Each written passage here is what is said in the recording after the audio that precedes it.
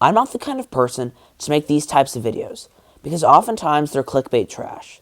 But I think there are a few coasters that genuinely need to be looked at, located at some major parks. And today, I'm going to list those out.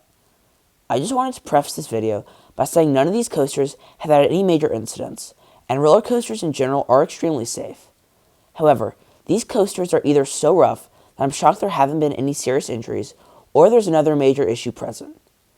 If you like this kind of content, please consider subscribing. Let's jump in.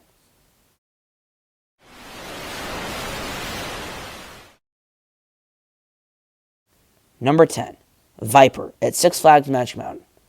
Honestly, I'm just adding this because I need a number 10. It's just super janky, and some of the transitions really cause you to smash your head into the restraints. Plus, there are no seatbelts on this ride. It's also the only type of its coaster left in the world from the 90s. But to be real, this ride is way more uncomfortable than it is unsafe. Number 9. Batman the Ride at various Six Flags parks. Another ride that I don't really believe is dangerous, but I do want to touch on a few things. First, there have been incidents with these, but mostly just people jumping the perimeter line and being struck by moving trains, which has little to do with the ride itself. I wanted to touch on the pure intensity of these rides. The body can only sustain a certain amount of G-forces, and I feel like these rides really push the boundaries.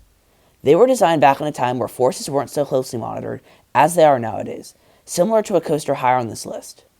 A back row summer night ride truly makes me question whether these rides are safe, perhaps for an older or more frail person. Number 8. Intimidator 305. This intimate giga coaster at King's Dominion is considered by many the most intense roller coaster ever built. I don't quite agree with that, but there have been multiple incidents of riders passing out for extended periods of time due to the high G-forces after the first drop. Again, I'm a pretty healthy young guy, but for someone a bit more frail, I would genuinely be concerned. They actually had to reprofile the first turn because it was so intense, and perhaps something like that should be done again. Number 7. The Giant Dipper at Belmont Park. I'm not the one to hate on old Woodies, and I understand they have a unique charm. I think this thing was built in like the 30s, so I guess the insane roughness and absolutely bizarre profiling does make sense. However, some of these curves just seem way too sharp, not banked enough, or the train takes them way too fast. This also has some of the most insane jackhammering of any coaster I've ever experienced. And honestly, just stay away, or get one ride in the front row and call it a day. Number 6. Racer at Kings Island and Kings Dominion. These rides suffer from many of the same problems as the Giant Dipper, and they're just much taller and faster, furthering those problems. I genuinely thought my spine turned into a spring, and my head was at my waist after this thing. Just stay clear. Number 5. The Grizzly at Kings Dominion. I promise this is the last of the rough wooden coasters on this list, but yeah, this one is just so bad. I felt like I was literally riding a jackhammer. The bouncing is so insane, and yeah, that's about all I have to say. I'm surprised there haven't been any injuries on this thing. Number 4. Goliath at Six Flags Magic Mountain. Now we're getting into the more interesting stuff, and I have a few things I want to say about Goliath, and I really want to hear what you guys think about this in the comments. First, there has been a serious incident on this ride. A woman suffered a brain aneurysm that, although it was caused by a pre-existing condition, the coaster is still what caused the onset. That leads me into the final section of this ride. Enthusiasts drool over those helixes, but they're genuinely so intense I grow out every time, and I always get scared when the train doesn't fully stop on the mid-course. I'm scared I actually might black out. In addition to the final section, the ride always seems to be swaying.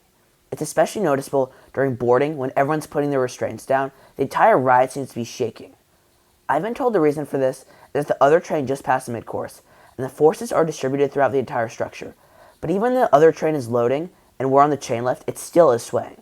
So if anyone knows what the deal with this is, please tell me in the comments. Number 3.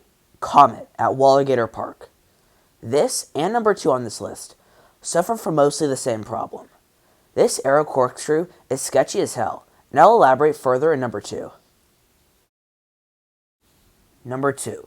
The Monster at Rollercoasters Park. This small park in France is truly one of the most bizarre places I've ever been. It almost feels deserted, and definitely did not seem like it was in too good of shape. In general, I feel like France has pretty good safety standards, but if this was somewhere else, I would prefer not to chance it. The Monster has what seems like a station that I could have built, and is full of rust. It is just plopped down in a field. is one of the first B&M inverts ever built and is a clone of Raptor at Cedar Point. It was relocated from Japan and has been a wall gator for quite a bit. It has this weird, slightly off-putting all-white color scheme. This ride is crazy intense, but I was genuinely scared for my life. Maybe just a bit. I only rode it once, and that was enough for me. I have no evidence or mechanical analysis that this thing is unsafe. It's just crazy sketchy, like the entire park. Number 1. X2 at Six Flags Magic Mountain. I've put this at number 1 for multiple reasons, and I would love to see a discussion about this in the comments. X2 has been getting progressively rougher over the years, and I reached a breaking point on my last ride that was so unspeakably rough, especially on the final Raven turn, that I actually thought I got a concussion, and I'd even braced for that section. I know some people who have gotten concussions on this ride, and it's only a matter of time before something more severe happens. The ride is uncontrollably rough, and on most coasters, if you brace during this section, you'll be fine, but there's no saving you from X2. Magic Mountain needs to do some maintenance on this thing, or I genuinely think the state should shut it down. There is minimal head and leg padding, and this ride is massive, so the forces are crazy too. Keep in mind, my ride was on the inside row as well, and in the front. Please tell me in the comments what you think about X2. I want to know if I'm exaggerating, but I definitely know other people who feel the same way. Anyway, that's all for this video. Thank you everyone for watching, and please consider liking and subscribing. I'll see you all in the next video.